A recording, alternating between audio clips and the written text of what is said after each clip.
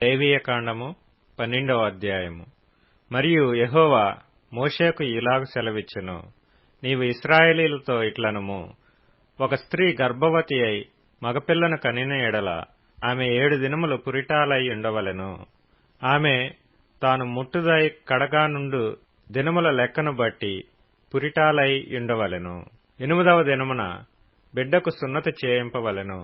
ఆమె తన రక్తశుద్ధి కొరకు 33 దినములుండి తన రక్తశుద్ధి దినములు సంపూర్ణమగు వరకు ఆమె పరిశుద్ధమైన దేనినైనను ముట్టకూడదు, పరిశుద్ధ స్థలములో ప్రవేశింపకూడదు.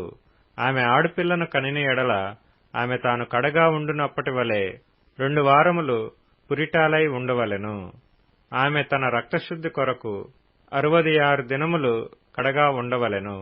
కుమారుని కొరకే గాని కుమార్తె కొరకే గాని ఆమె శుద్ధి దినములు సంపూర్తి అయిన తరువాత ఆమె దహన బలిగా 1 ఏడాది గొర్రెపిల్లను, పాపపరిహారార్థ బలిగా 1 పావురపు పిల్లనైనను, తెల్ల గువ్వనైనను ప్రత్యక్షపు గుడారము యొక్క ద్వారమునకు యాజకుని యొద్దకు తీసుకొని రావలెను. అతడు యెహోవా సన్నిధిని దాని నర్పించి ఆమె నిమిత్తము ప్రాయశ్చిత్తము చేయగా ఆమె రక్తస్రావ విషయమై ఆమె పవిత్రపరచబడును. ఇది మగపిల్లను గాని ఆడపిల్లను గాని కనిన స్త్రీని గూర్చిన విధి.